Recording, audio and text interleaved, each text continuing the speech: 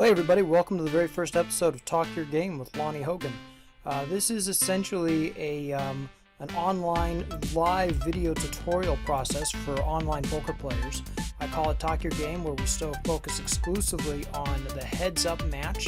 And what I do basically is I get into live heads-up matches on PokerStars, and I talk the game, meaning that I basically talk about my thoughts, what I'm doing, why I'm doing it, so that you as a poker player can kind of get inside my head and see how I'm approaching the game. So, if it works out, I intend to put a full podcast into it and turn it into a regular thing, but for right now, we're just kind of doing some experiments. I also use Poker Tracker so that I can use the HUD features on it, as well as keep track of the hands and review hands afterwards if I want to on the replay. A lot of people I've seen do this kind of video tutorial using the replays, but I don't see very many people ever do this with just the live, actual, real-time experience of heads-up play.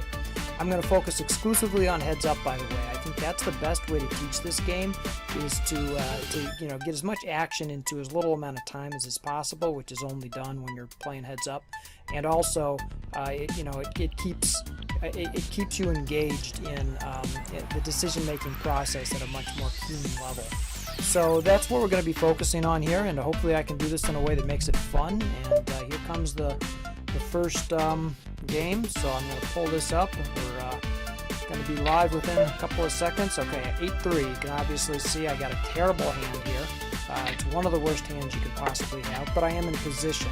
And since we're early on, what I'm trying to do at this stage of the game is I'm trying to learn information about my opponent.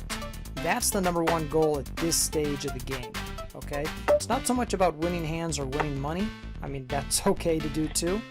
But it's more about gaining information so I can start to get a feel for what kind of a player and opponent am I up against.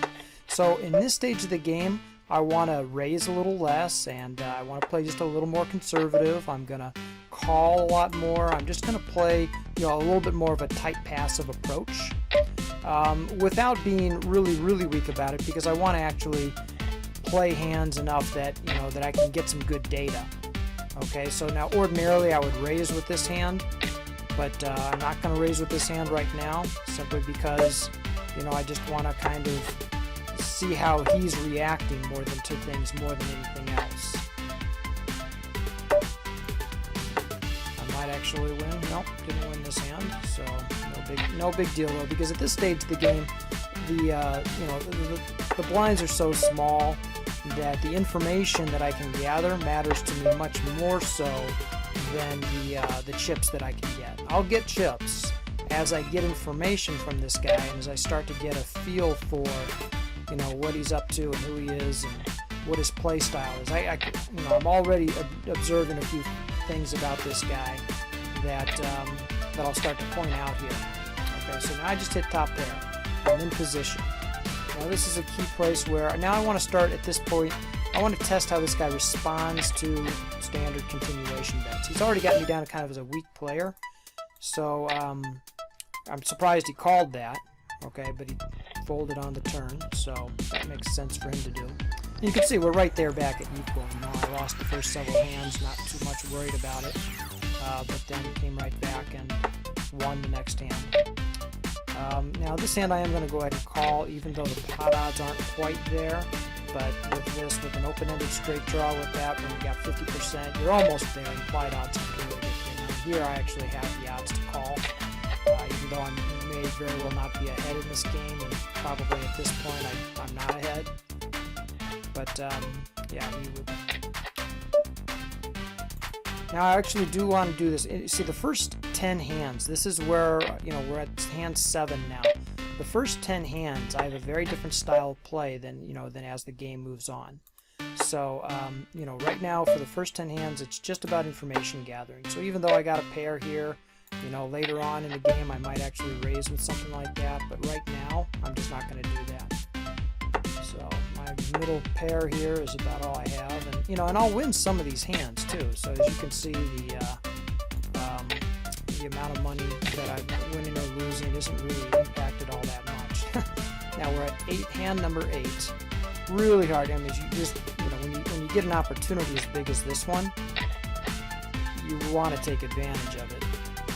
Now I do have to be somewhat careful because he called, and he was more likely to have an 8 than he would have. And since I'm not looking to get into big pots right now, I am going to lay off this a little bit. Now he put in a bet of 240.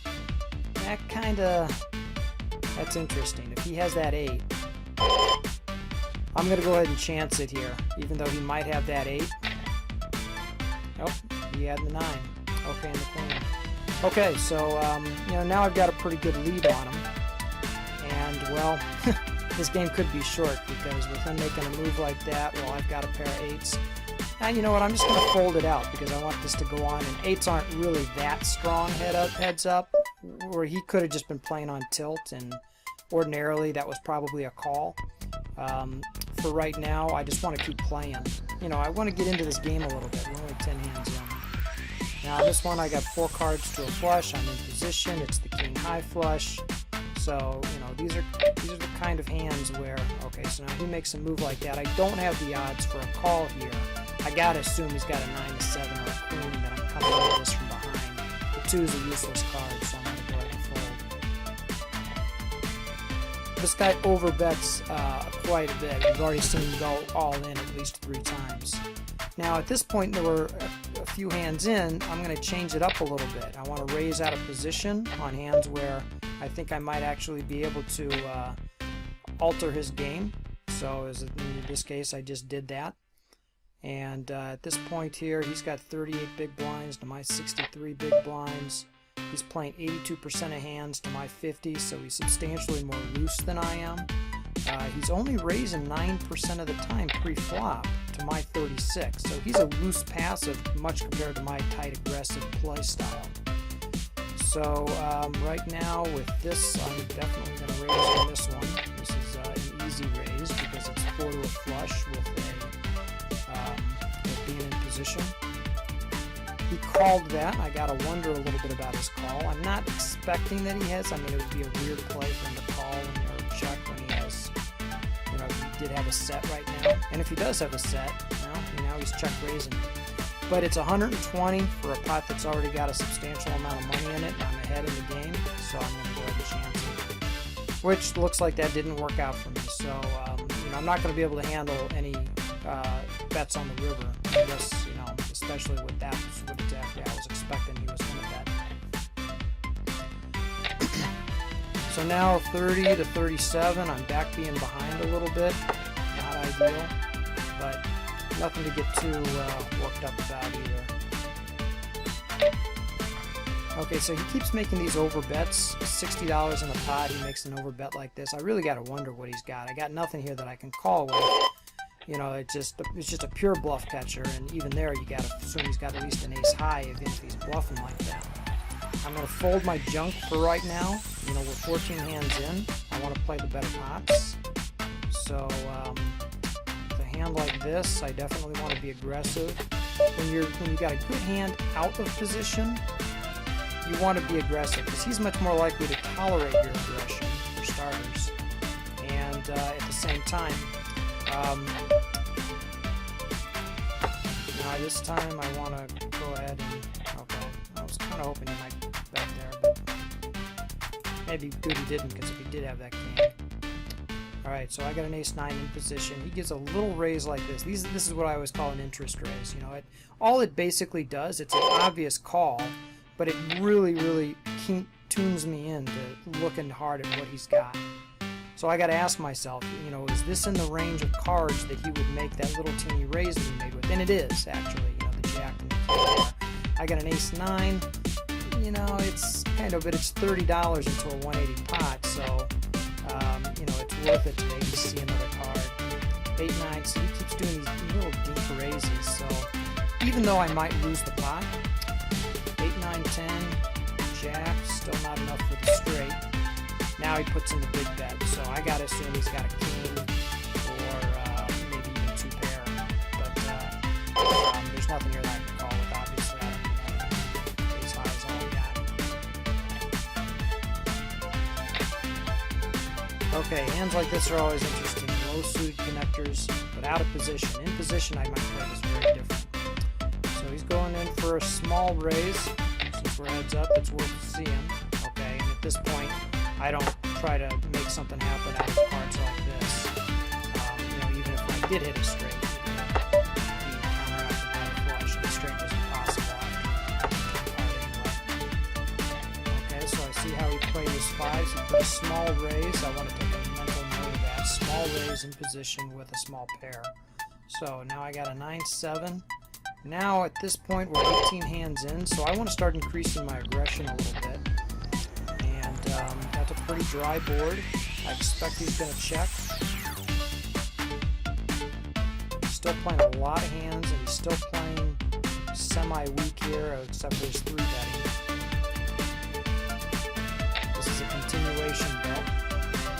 And right now I notice that he only folds to the continuation bet about 17% of the time. He's much more of a calling station kind of guy than he is a continuation, you know, folding to a continuation bet kind of person. So that's going to force me to adjust my style with him a little bit. 2-8 was a terrible hand to play, and the fact that he played it the way he did shows me that I'm not really playing against a really talented player. Queen 8, what's interesting about the Queen 8, it's that exact 50-50 mark where like 50% of the hands are better than yours and 50% of the hands are worse. So, you know, I don't think he hit the flop. The 9 is somewhat a neutral card, not the best, but not the worst, but it does put actually a straight draw out there, so I want to be aware of that. This hand, it's just not worth fighting for. So I'm going to let that one go. Right now I'm down a little bit more than I'd like to be, but I'm gaining what I consider to be some substantially valuable information on the guy that I think I can really use. At this point, I'm going to be increasing my aggression on him, but not with the same level that I might have had a lead at this point in the game. 2, 3, 4, and a 6. This is interesting. This might be a good check raise situation. Well, I'd like to see this guy get aggressive now and put out his, man, this guy's done such a good job of being so aggressive, but not this time. Alright, so this is a little, even though it's a 3-king, it's just a slightly below average hand because that 3 is so useless. I'm going to go ahead and raise for the position. And I got 3 to a flush. It's a dry board. You know what? I'm going to just go ahead and not bother with the continuation bet. He's just not folding to him. King high might be enough to win it too. Ace 2, 3, 4 is not going to be enough. We got 3 to a flush. Man, I wish he would have done that on the last hand, though. But he didn't, so I'm not going to try to chance it right now. I mean, obviously, if I call one of his all-ins, I have to win it. So I got to play with a little bit more discretion, and I would like to play a little less aggression. 6-4, terrible hand, so, you know, no sense getting crazy with it, especially with kind of a maniac guy like this. I mean, he plays a lot of hands. He's not very aggressive with them pre-flop, but he's a calling station.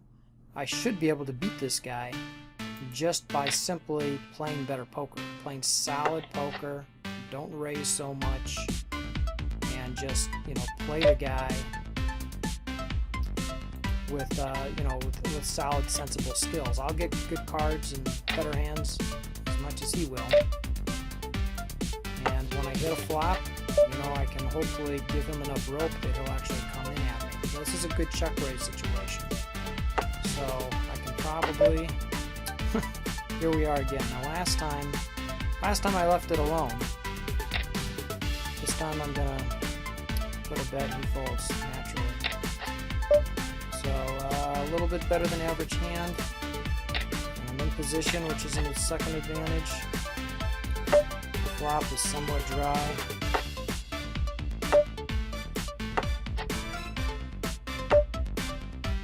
Sixes and 2s with the queen out there. Split pot. He might have folded. Probably would have folded. Okay, out of position with a 9-king. I got the better than average hand. Pretty dry board. neutral. That's not a real threatening card that just came out. But he didn't show weakness. Now he does this kind of stuff. Just can't seem to get him to do those kind of moves when I got those sets. So I gotta try to induce that if I can. 8-2. At this stage of the game, I'm not gonna play the complete jump. 8-3, 8-2, 7-2, 2-3, that kind of stuff. 9-4 is almost borderline. Out of position, I'm just gonna play it, but very tight. And eventually this guy should start getting the hint that he's not gonna get action from me. I'm down to 8 big blinds, by the way. It means that my strategy's got to radically change here. I have to start making some all-in moves. Basically, if I play it all, I've got to do an all-in. And this one looks like it's going to work out for me. I don't know why he called me with a 3-7, but okay, So now I'm at 16. He's got 24 big blinds. Still not back up where I want to be, but I got some chips back there, so that's good. And not much coming my way here for hands. This guy's betting he's all in so much of it. I gotta believe he's bluffing a good percentage of the time. The key is when you're playing a guy like this, though, be patient. Don't play into their game, which is to start playing back at them recklessly. So I'm gonna I would normally be raising all the time here on the button. I'm gonna have to stop doing that because I'm gonna get responses like this. And I only want to respond to this stuff if I've got the goods. And he'll play right into my hands if I'm just patient about it. So that's the game at this point. Is wait for your mark. Okay, this time I got second pair. A little bit of risk because it's second pair. And that hand had to come out, which is not my favorite. But let's see what he does here. 50. Now that's an interesting bet for him because he wants me to call when you do that. And now he puts this out. So I'm going to guess he hit that king. He's got that king. Since I'm below, I'd like to call, but too many cards out there he could have had. Down to 12 big blinds with something like this. Still playing it conservative and 9-10, jack. Some inside straight draw.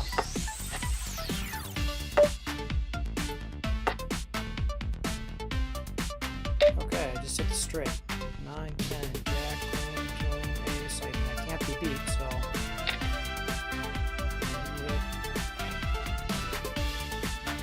Jack as well, so. Okay, here's something.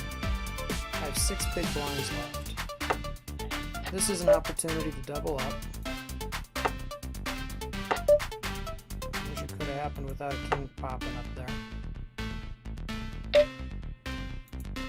It's the move I figured he'd make. He's got jacks to my queens.